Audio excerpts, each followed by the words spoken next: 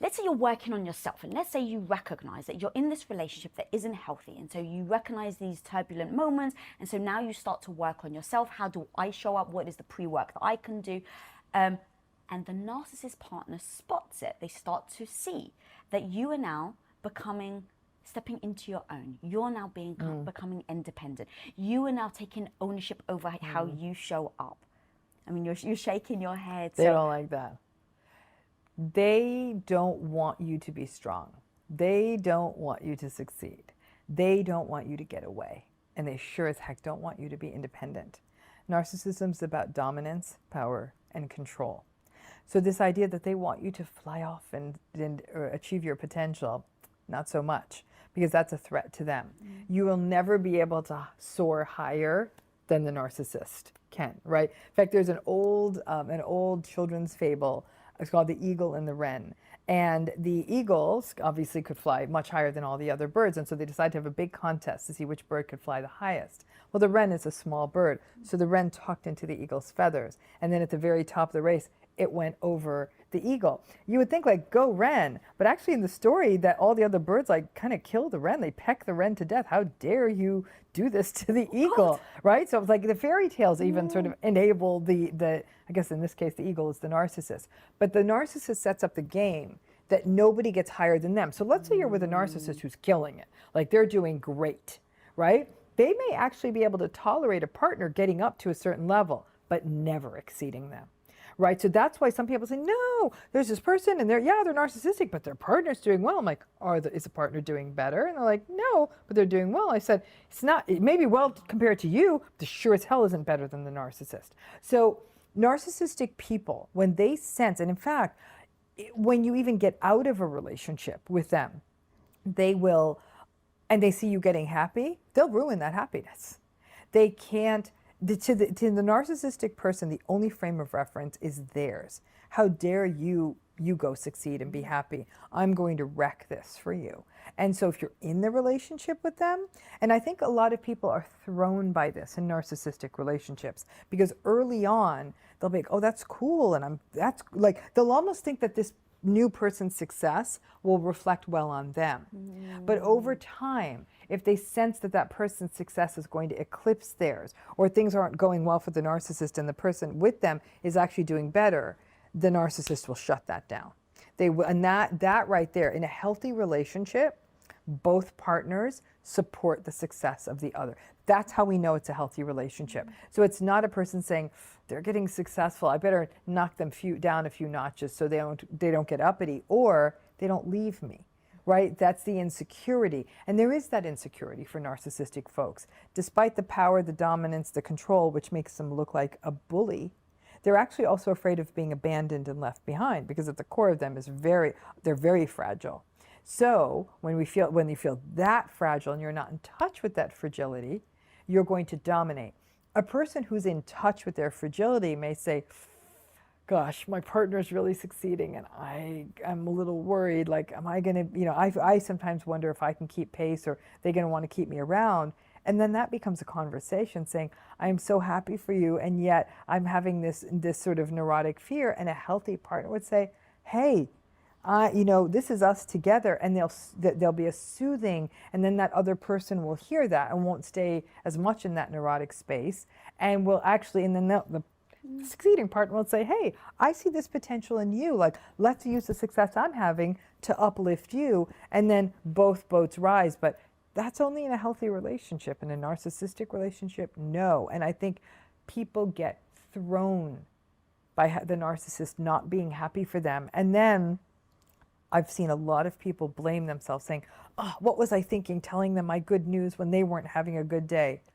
And I'm saying, it's a relationship. You should always be able to share. You shouldn't have to think like, ooh, let me assess what kind of day they've had before I tell the fragile narcissist my good news so they don't go crying and yelling and screaming. That's not a relationship. That's really toxic babysitting. So if you're in this relationship then and you're starting to see all this and you try to put up boundaries, like, look, don't let someone, this person's a narcissist, don't let them cross you. So you're starting to work on yourself, you're starting to put up these boundaries, you're starting to try and gain more confidence, and you know that the narcissist is never going to like that, to your point. And so I've heard you talk about they'll try and punish you. Yeah. So where is that fight? So A, I'd love to talk about the types of punishments that people can recognize that behavior. And then B, so where is they're left to go? Like, are you able to still put up boundaries in a narcissistic relationship, or is that always going to be met with a narcissist coming with a sledgehammer to try and break them? Yeah, boundaries are never going to work in a narcissistic relationship, because when you set boundaries, you're exerting an equal amount of power. You're saying we're not doing this. You're basically saying I have power and worth in this relationship too. And there's no room for that in a narcissistic relationship. They're not going to hold space for someone exerting their own sense of self. So you don't get to have boundaries in that relationship. So that's not even an option. There's a lot of different ways that narcissistic people punish people. They abandon people. They withhold from people. They humiliate people. They embarrass people publicly. They find a little mistake someone makes. So let's say a person is succeeding. They're in a narcissistic relationship, but things are going well. But then one day something doesn't go well. The thing you're building, and there's a bad meeting or someone turns you down, the narcissist will say, "Ooh, well, someone was getting ahead of themselves." So they'll mock you and they'll passive aggressively bait you. But it's all punitive, you know, whether it's in your face, whether it's passive aggressive, or whether it's them withdrawing. And for some people, they'll say, "Oh, if I succeed, I'm going to lose my partner." To which I say, then what the hell kind of relationship is this? Does that come back to the fear then? It's like, you know, yes, it doesn't feel like a great relationship, but, you know, I assume narcissists very much will use like, well, you're going to be all alone. What are you going to do without me? I think I've told you in a past episode that I had an ex-boyfriend that said to me, no one's going to love you as much as I love you. Like they start to use that language to press on the fear buttons that you have.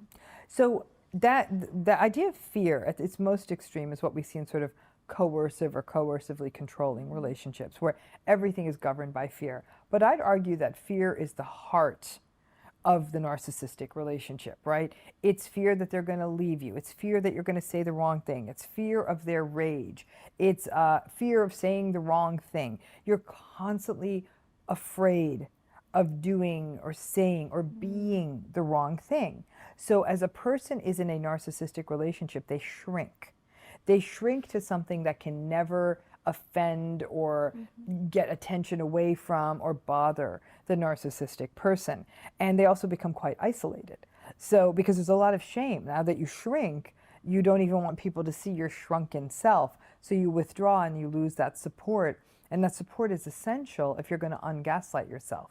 The only way to ungaslight yourself is to have people supporting the reality that you witness and see. So that the fear governs everything in a narcissistic relationship. But also, Lisa, there's societal fears. People are afraid of being single. People are afraid of being alone. People are afraid they're getting older if they want children. They can't have children. These kinds of fears that might even be independent of the narcissistic relationship, but yet the person stays in it because they might say, well, this person does make money, and like there's these sort of those societal check boxes, like successful or attractive or whatever they may be.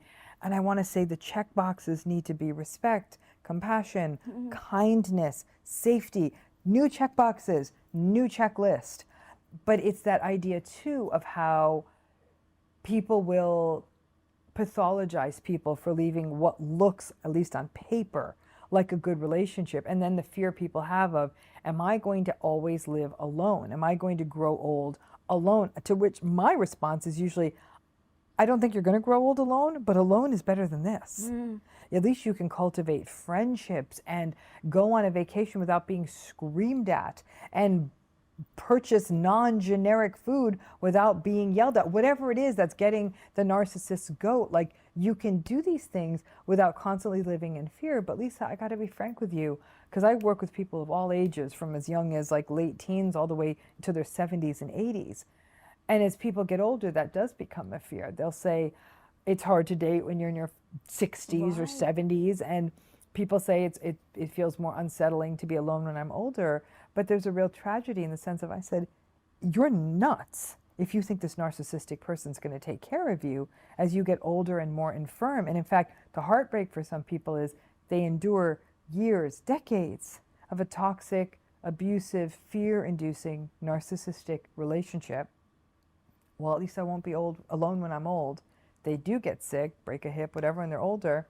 That narcissist doesn't want to take care of them. And after all those years, they recognize they actually were alone all along.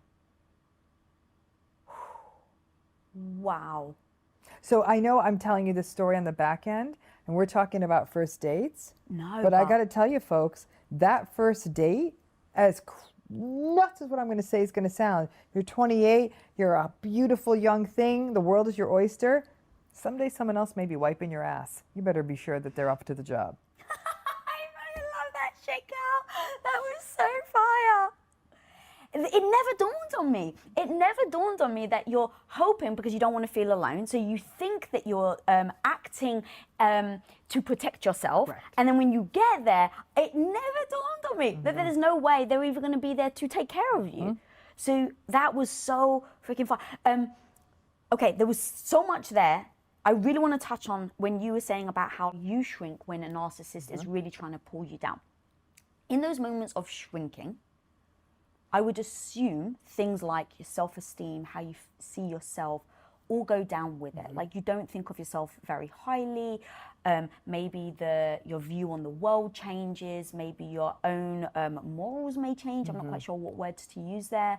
And I've seen people who have done that, and it leads to them now not acting in accordance with who they want to be. So they basically sink to the narcissist level because they're getting hurt. The narcissist is throwing words at them. It hurts, it stings. Over time, they shrink lower and lower. They feel worse about themselves. And now they're in a position where in those moments where the narcissist is making them feel very, very small, the only defense mechanism they have is to throw hate back at them, to throw words at them that maybe the narcissist has used to them. That also breaks my heart because now you're becoming a person that you don't want to be. Right. How do we prevent that? Or, and if you find yourself doing that, how do you get yourself back out so that you don't see yourself as being a cruel person, a mean person? So anyone who's tuning in today can actually circumvent all of that. I'm going to tell you what I tell people on my YouTube all the time, people I work with, all that, which is don't go deep. What do I mean by don't go deep? And I've said that here on Women of Impact before. Don't defend, don't engage, don't explain, and don't personalize. The don't engage is a big piece, okay? You're going to shout back. You're going to attack back because you still think there's hope here. If you've ended all hope, then you're not going to engage with the person, right? So I am not going to start having an argument with somebody I don't know. There's no point. I don't know this person. There's no stakes. But the getting into it with the narcissistic person, using their language against them, they're not listening to you. If I can only reiterate something, they are not listening to you. They don't care what you have to say. They don't view you as a separate human being with separate needs and wants. They don't care. So that can help you hold back from the edge of, no matter what I say to this person, it doesn't matter, so I'm just not going to say anything. And you can, because I agree with you, what happens for some people is after spending enough time in the abyss, after peering into the abyss, they fall into the abyss, right? They become the monster. Yeah. And that is not unusual because you're engaging with this difficult, cruel person so much. And then it does really feel like the narcissistic person's winning. But in a way, what we do is we acculturate to our circumstances, right? So if I moved to another country right now, I would start learning the language. I would dress the same way. I'd learn their food and their customs, right? I'd acculturate. Yeah. Now, it's healthy acculturation, right? But there can be unhealthy acculturation. So you may move to a place where actually you're having to become a lot more, I don't know, defensive, or have to live in a way that's much more edgy because it's not as safe. And then you try to bring that back to your life that was safe, and people are like, what are you doing? You know, and it's the same thing in a narcissistic relationship. You acculturate and you acclimatize and you assimilate to the culture of the narcissist, and you become something you don't like. To spot a narcissist, ask these questions and find out. Tell me the story of you. Tell me how you spend your days. Okay? You ask those 2 questions, you're going to get a lot of data. Pay attention. The other thing you need to pay attention to, this third thing's not a question. It's how are you feeling in your